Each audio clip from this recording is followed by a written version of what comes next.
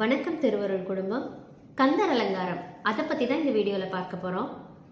கந்தர் அலங்காரம் அப்படிங்கிறது ஒரு உன்னதமான ஒரு பக்தி நூல் அப்படின்னு சொல்லலாம். இதை எழுதினது அருணகிரிநாதர்.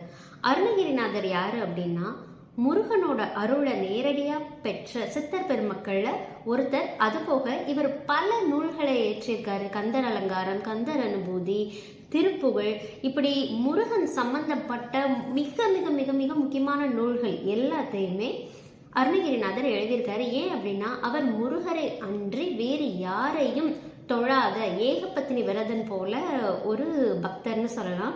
அவர் திருவண்ணாமலையில பிறந்திருக்கார். அவருக்கு முருகன் காட்சி கொடுத்தது திரு அண்ணாமலையார் அவர்களோட திருத்தலத்துல தான். அப்படி அவர் கந்தர் அலங்காரத்துல 108 பாடல்களை நமக்கு கொடுத்துருக்காங்க. ஒவ்வொரு பாடலையும் ஒவ்வொரு வீடியோல இனி வரப்போற காலத்துல நாம பார்க்க போறோம். முதல் பாடலா அவர் எழுதியிருக்காரு. ஒரு சின்ன ஹிண்ட் அதை சொல்றேன். அதை சொல்லிட்டு அந்த முதல் பாடல் என்ன அப்படிங்கிறத பார்க்கலாம். இது காப்பு மாதிரி, சரியா? கடவுள் வாழ்த்து அப்படிங்கறது சொல்லணும். எப்பவுமே தமிழ் மரபுல, இலக்கிய மரபுல முதலாக எல்லாரும் என்ன பண்ணுவாங்க அப்படின்னா விநாயகரை தொழுவாங்க. விநாயகரை தொழுத பின்னர் தான் மற்றவர்களை பத்தின பாடல்களை எழுதுவாங்க. எந்த தெய்வத்தை நீங்க போற்றி பாடணும் அப்படின்னாலுமே முதல்ல விநாயகரை நம்ம வழிபடணும். அதற்கு பிறகுதான் சிவனாக இருந்தாலும் சரி, முருகனாக இருந்தாலும் சரி, அம்பாளாக இருந்தாலும் சரி, யாரா இருந்தாலும் சரி கும்பிடுவாங்க. ஆனா இவர் இதுல ஒரு சின்ன வேலை பார்த்திருக்காரு. என்ன அப்படின்னா முதல் பாடல்ல அவரை நினைவு கூர்றாரு. யார? விநாயகரை. ஆனா அந்த பாட்டு முழுசையுமே அவருக்காக அவர் டெடிகேட் பண்ணல. இதுக்கு காரணம் விநாயகர் மேல பக்தி இல்லை அப்படின்னு அர்த்தம் இல்லை. அவருக்கு முருகப்பெருமான் மேல இருந்த அதீத காதல்னு சொல்லலாமா? அதனால காப்பு பாடல் கேளுங்க, படிக்கிறேன். அதோட விளக்கத்தை இந்த வீடியோல நம்ம பார்க்கலாம். அடல் அருணை திரு கோபுரத்தே அந்த வாயிலுக்கு வடவருகில் சென்று கண்டு கொண்டேன். வருவார் தலையில் தடபடன குட்டுடன் சர்க்கரை முக்கிய கடதட கும்பக கழிற்றுக்கு இழைய கழிற்றினையே அப்படின்னு சொல்றாரு. இந்த பாடல்ல என்ன சொல்றாரு? விநாயகரை ஞாபகப்படுத்துறாரு. இந்த பாட்டை கேட்கும் போதே ஒரு சில வார்த்தைகளை வச்சு நீங்க கண்டுபிடிச்சிருப்பீங்க. இந்த பாட்டுக்கான விளக்கத்தை பார்க்கலாம். இதுதான் கந்தர் அலங்காரத்தோட தொடக்கம். இது 108 பாடல்கள்ல ஒன்று இல்லைன்னாலும் இது ஒரு காப்பு பாடல். இது அல்லாத 108 பாடல்கள் இருக்கு. ஒவ்வொரு பாடலும் ஒரு மந்திரம் போல. இனி வரக்கூடிய வீடியோஸ்ல இது ஒரு பெரிய சீரீஸா நம்ம பார்க்கலாம். ஏன் அப்படின்னா பொருள் உணர்ந்து பாடல்களை பாராயணம் செய்யும் பொழுது அதோட வைப்ரேஷன் இருக்கு பாருங்களேன். வைப்ரேஷன்ல இந்த காலத்துல வந்த ஒரு வார்த்தை. நம்ம பொருள் உணர்ந்து ஒரு பதிகத்தையோ ஒரு பாடலையோ நம்ம பாடும் பொழுது அது நமக்கு தரக்கூடிய பலன் ரொம்ப அரிது. அந்த பொருளை எல்லாருக்கும் தேடி படிக்கிறதுக்கான நேரம் இருக்காது. ஸோ நான் உங்களுக்கு என்னால முடிஞ்சு தேடி கொடுக்கறதுக்கு ஒரு முயற்சி எடுக்கிறேன், அவ்வளவுதான். நம்ம அர்த்தம் என்னங்கிறத பார்த்தரலாமா? அடல் அருணை திருக்கோபுரத்தே அப்படின்னு சொல்றாங்க. அடல் அருணை அப்படின்னு அவர் சொல்றது திரு அண்ணாமலையார் கோவில் கோபுரம் இருக்கு இல்லையா? அடல் அருணை திருக்கோபுரத்தே, அந்த திருக்கோபுரம்னு சொல்றாரு. அந்த மங்களம் மிக்க திரு அப்படின்னா உங்களுக்கே தெரியும், லக்ஷ்மியை குடிக்கும், பொருள் கொட்டக்கூடிய அந்த திரு அப்படின்னாலே கடவுள் அப்படின்னு. அந்த கடவுளின் தன்மை நிறைந்த அந்த கோபுரத்துக்கு அருகே அப்படின்னு சொல்றாரு. இப்போ கதைப்படி நம்ம எல்லாரும் எங்க இருக்கோம்? திருவண்ணாமலை கோவில்ல இருக்கோம். அதுலயும் நம்ம எங்க நிக்கிறோம் அப்படின்னா கிழக்கு வாசல்ல நின்றுட்டு இருக்கோம். ஓகேங்களா? அந்த திரு கோபுரம் இருக்கு இல்லையா? கிழக்கு கோபுரத்தோட வாசல்ல நம்ம இப்போ நின்றுட்டு இருக்கோம். அருணகிரிநாதர் கையோட பிடிச்சி நம்மளை கூட்டிட்டு போக போறாரு பாருங்க. இது ஒரு அனுபூதி. அவரு அலங்காரமா கொடுத்துருக்காரு. ஆனா இது அவருடைய அனுபூதியை நமக்கு வெளிப்படுத்துறாரு. அவருடைய அனுபவம், இது பர்சனல் எக்ஸ்பீரியன்ஸை பாட்டா ஷேர் பண்ணியிருக்காரு பாருங்க. கோபுரத்தே அந்த வாயிலுக்கு வடவருகிர் சென்று அப்படின்னு சொல்றாரு. அந்த திரு கோபுரம், அந்த கிழக்கு வாயில் இருக்கு இல்லையா? அந்த வாயிலுக்கு வடக்கு பக்கமா போய் வடவருகிர் சென்று வடக்கு பக்கமா போனாராம். அந்த உங்களுக்கு இப்ப கூட்டிட்டு போறாங்க, வாங்க நம்ம எல்லாரும் அவரு கூடவே சேர்ந்து வடக்கு பக்கமாவே போவோம். சென்று கண்டு கொண்டேன் அப்படிங்கிறாரு. முதல்ல எடுத்தோடனே கண்டு கொண்டேன் அப்படின்னு சொல்லிட்டாரு. இது கம்பர் ஒரு இடத்துல பயன்படுத்துவார் இல்லையா, கண்டேன் சீதையை அப்படின்னு. சீதையை கண்டேன் அப்படின்னு அனுமான் சொன்னா எங்க சீதைன்னு சொல்லி முடிக்கிறதுக்குள்ள சீதைக்கு என்னாச்சோ ஏதாச்சோ அப்படின்னு ராமன் பதறி போயிடுவாரு அப்படின்னு பயந்து முதல்ல கண்டேன் அப்படின்னு சொல்லி ஒரு பாசிட்டிவான வேர்டை போட்டுருவாரு அனுமன். அதுக்கப்புறம் கண்டேன் அப்படின்னா அப்பா பார்த்துட்டாரு அப்படின்றப்போ ஒரு சந்தோஷம் ஏற்படும். அதுக்கப்புறம் சீதையை சொல்லிக்கலாம். கரெக்டா? அதே போல அருணகிரிநாதர் இங்க என்ன சொல்றாரு, கண்டு கொண்டேன் அப்படின்னு நமக்கு சொல்லிட்டாரு. இங்க படப்படப்பெல்லாம் வேணாம், அவர் கண்டு கொண்டார். எப்படி, யார அப்படின்னு சொல்லி இதுல சொல்ல போறாரு. இது காப்பு. இதுக்கு அடுத்து வர்றது ரொம்ப கொஞ்சம் அருணகிரிநாதரோட குறும்பும் இதுல வெளிப்படும், விநாயகரோட குறும்பும் இதுல வெளிப்படும். என்ன சொல்லியிருக்காருன்னா, கண்டுகொண்டேன் வருவார் தலையில். அதாவது அங்க ஒரு ஆள் இருக்காரு, சரியா? ஞாபகம் வச்சுக்கோங்க. வர்றவங்க தலையில எல்லாம் அப்படின்னு சொல்றாரு. வருவார் தலையில், அந்த வாயிலுக்கு அருகில் வருவாரோட தலையில எல்லாம் தடபடன குட்டுடன் சர்க்கரை முக்கிய அப்படின்னு சொல்றாரு. அங்க வர்றவங்க எல்லார் தலையிலும் என்ன பண்ணுவாராம், தடபட படப்பட படப்படன்னு குட்டிடுவாராம். எப்படி? விநாயகர்கிட்ட போனா நம்ம தானே என்ன பண்ணுவோம், இப்படி இப்படி இப்படி இப்படி நம்ம கொட்டு போட்டுக்குவோம், கரெக்டுங்களா? அப்படி வர்ற போறவங்கள எல்லாமே இந்த உலகத்துல இறைவனோட செயல் தான். இறைவன் தான் நம்மளை ஆட்டு வைக்கிறாரு. அப்படிங்கிறப்போ அங்க போற வரவங்கலாம் என்ன பண்றாராம், விநாயகர் தடபட தடபடன்னு அவங்க தலையிலேயே கொட்டுறாராம். அப்படி கொட்டுற அவர் என்ன பண்றாராம், சர்க்கரை முக்கிய கை வச்சிருக்காராம்.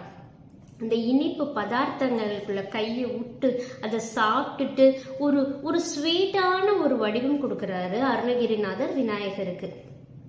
இந்த ஒரு இதை கேட்கும் பொழுதே விநாயகர் மேல நமக்கு எப்படி வரும், ஐயோ செல்லம் எவ்வளோ குறும்பா இருக்காரு அப்படிங்கிற ஒரு எண்ணம் வரும் விநாயகரை பார்த்து. அடுத்தது சர்க்கரை முக்கிய கடதட கும்பக கழிற்று அப்படின்னு சொல்றாரு. தடபட கும்பக கழிற்று. இப்போ முதல்ல சொன்னது ஒரு குழந்தையை வர்ணிக்கிறது போல அவர் சொல்றாரு. இப்போ அடுத்த லைன்ல எப்படி வராரு அப்படின்னா, கடதட கும்பக கழிற்று அப்படின்னு இந்த இடத்துல கம்பீரத்தையும் வீரத்தையும் ஒரு டஃப்னஸ் அதை வந்துட்டு விநாயகருக்கு கொடுக்குறாரு. என்னன்னா தடபட கும்பக கழிற்றுக்கு அப்படின்னா ஒரு பருவம், சரியான பருவத்துல, இளமை பருவத்துல இருக்கக்கூடிய யானை. அந்த யானையோட இந்த பகுதி இருக்கு பாத்தீங்களா, இந்த பகுதியில தான் ஒரு மத நீர் அப்படிங்கிறது சுரக்கும்னு சொல்றாங்க. அதாவது என்னன்னா ஒரு கிட்டத்தட்ட மதம் பிடிக்கிற டைம், அப்போ வந்து ரெஸ்ட்லெஸ் ஆயிடும், யானை வந்து பயங்கர உக்கிரமாயிடும். இது இனப்பெருக்கு காலத்துல நடக்கும் யானைக்கு அப்படின்னு சொல்றாங்க. ஒரு உக்கிரம், ஒரு வீரம், ஒரு கம்பீரம், அந்த இடத்துல கட்டுப்படுத்த முடியாத சக்தி யானைக்கு இருக்கும். யானை வந்து அதோட பலத்தை அறியாது வந்து உள்ளூருக்குள்ள வளர்ப்பாங்க. சாதுவான யானைகளை பார்த்துருப்போம். ஆனா யானை தன்னோட சக்திக்கு மீறி மிகுந்த உக்கிரமாக இருக்கக்கூடிய, அதாவது கடதட கும்பக கழிற்றுக்கு இந்த கண்ண பகுதிகளை, இந்த மதநீர் வழியும் கண்ண பகுதிகளை கொண்ட மிகவும் உக்கிரமான, மிகவும் கம்பீரமான, வீரமான, புரியுதுங்களா? அந்த மாதிரி வந்துட்டு அருணகிரியார் வர்ணிக்கிறாரு. இதுக்கு முந்தின லைன்ல குழந்தையை போல வர்ணிச்ச அருணகிரி இங்க என்ன சொல்றாரு, ரொம்ப வீரத்தையும் ஆக்ரோஷத்தையும் விநாயகருக்கு கொடுக்கிறாரு. களிர்ன்னு சொல்றாரு. இறைவன் எல்லா விஷயத்திலையும் இருக்கா, எல்லா எக்ஸ்ட்ரீம்லயும் இருக்கக்கூடியவன். இருக்கிறதுலேயே மெல்லிய ஒரு பொருள், மென்மையான ஒரு பொருள் அப்படின்னாலும் அது இறைவனா தான் இருக்கும். இருப்பதிலே கடுமையான ஒரு பொருள் அப்படின்னாலும் இறைவன் தான் இருக்கும். ஏன்னா பார்க்கிற எல்லா விஷயத்திலையுமே இறைவன் வந்து நிறைஞ்சிருக்காரு. அப்படி இருக்கும் பொழுது ரெண்டு வேற ஷேட் கொடுக்குறாரு. ஒன்னை விட இன்னொன்னு ஆப்போசிட். ஒரு இதுல குழந்தை போல மென்மையானவராகவும், இன்னொரு வரியில எப்படி சொல்றாருன்னா மிகவும் கோபம் கொண்ட, வீரம் கொண்ட, ஆக்ரோஷமான ஆண் யானை அப்படின்னு விநாயகரை வர்ணிக்கிறாரு. இப்போ இது எதற்காக இப்படி இருக்கு அப்படின்னா, தன்னுடைய பக்தர்களுக்கு தன்னை வேண்ட வருபவர்கள் இடத்துல அவர் எப்படி ஆகிறாராம், ஒரு ஸ்வீட் பாய் மாதிரி, ஒரு குட்டி பாப்பா மாதிரி அவர் குறும்போட விளையாண்டு அவர்களுக்கு அருள் புரிபவராக, அந்த இடத்தில் மிகுந்த மென்மையானவராக. அப்ப பக்தர்கள் என்னது, ஒரு குழந்தைத்தனமான ஒரு இறைவனிடம் ரொம்ப எளிதில் நெருங்குறாங்க, பார்த்து ஈர்க்கப்படுகிறாங்க, அந்த இறைத்தன்மையை பார்த்து ஈர்க்கப்படுகிறாங்க. அதே ஒரு ஆப்போசிட் வருது. எதற்காகனா அதுவும் தன்னோட பக்தர்களுக்காக தான். ஏன் அப்படின்னா தன்னோட பக்தர்களுக்கு ஒரு துன்பம் ஏற்பட்டுச்சு அப்படின்னா என்ன பண்றாரு, அந்த ஆக்ரோஷத்தை கொண்டு அந்த வீரத்தை கொண்டு அவர்களுக்கு கவசமாக மாறி பாதுகாக்கிறார் இறைவர். அதற்காக தன்னுடைய கடுமைத்தன்மையை அவர் பயன்படுத்துறார். அப்போ அவர் மென்மையானவராகவும் இருக்கிறார், அதே நேரத்துல பக்தர்களை காப்பாற்ற கடுமையானவராகவும் விநாயகர் இருக்காரு. இந்த அளவுக்கு அழகா விநாயகரை வர்ணிச்சுட்டு வராரு பாருங்க. கும்பக களிற்றுக்கு இளைய களிற்றினையே அப்படின்னு சொன்னாரு. அதாவது இந்த களிர் இருக்குல்ல, அப்படி ஒரு கேரக்டரை உள்ள, அப்படி ஒரு குணாதிசயம் கொண்ட அந்த யானை இருக்கு பார்த்தீங்களா, அந்த யானைக்கு இளைய யானையை நான் பார்த்தேன் அப்படின்னு சொன்னாரு. 2 வரிகளுக்கு முன்னாடி கண்டு கொண்டேன் அப்படின்னு சொன்னாரு பார்த்தீங்களா. யாரு கண்டு கொண்டார்? யானைக்கு இளைய யானை யாரு? நம்ம எல்லாருக்குமே தெரியும், அந்த பெரிய யானையோட இளைய யானை நம்ம முருகன் தான் அப்படின்னு. முருகன் தனக்கு காட்சி கொடுத்தாரு அப்படிங்கிறத இந்த காப்பு பாடல் மூலமா விநாயகரையும் வர்ணிச்சு, அதே நேரத்துல இவரும் அருணகிரியாரும் ஒரு சின்ன குறும்பா முருகனுக்காக இந்த பாட்டை காப்பு பாடலா டெடிகேட் பண்ணியிருக்காரு. இதுல அண்ணன் தம்பி 2 பேருமே இவர் கவர் பண்ணிட்டாரு. இதுல என்ன அப்படின்னா, ஒரு எக்ஸ்பீரியன்ஸை சொல்றாரு. எக்ஸ்பீரியன்ஸ் மட்டும் இல்லாம இந்த இடத்துல ஒரு சாட்சியா அவர் இருக்காரு. இந்த பாடல் ஏன் ஸ்பெஷல் அப்படின்னா, ஒரு சாட்சி சொல்றாரு. என்ன நடந்ததுங்க இந்த லொகேஷன்ல, இந்த இடத்துல இப்படி இன்னாருடைய தம்பியை நான் பார்த்தேங்க, ஆமாங்க அப்படின்னு சொல்லிட்டு அவர் ஒரு சாட்சி சொல்றாரு. இப்படி சாட்சி சொல்வதன் மூலமாக இறைவனை நம்ம பக்கத்துல ரொம்ப அருகில எடுத்துட்டு காட்டுறாரு. கதைப்படி பார்த்தா நம்ம எல்லாரும் திருவண்ணாமலை கோவிலுக்கு போய் கிழக்கு வாசல் கோபுரம், அந்த வாசல் இருக்கு பார்த்தீங்களா, அதுலேருந்து வடக்கு பக்கமாக போய் கணபதி சந்நிதி இருக்கு பார்த்தீங்களா, கணபதி சந்நிதிக்கு பக்கத்தில் முருகனை அருணகிரியார் சந்தித்தார், நேருக்கு நேராக சந்தித்தார், தரிசனம் செய்தார்.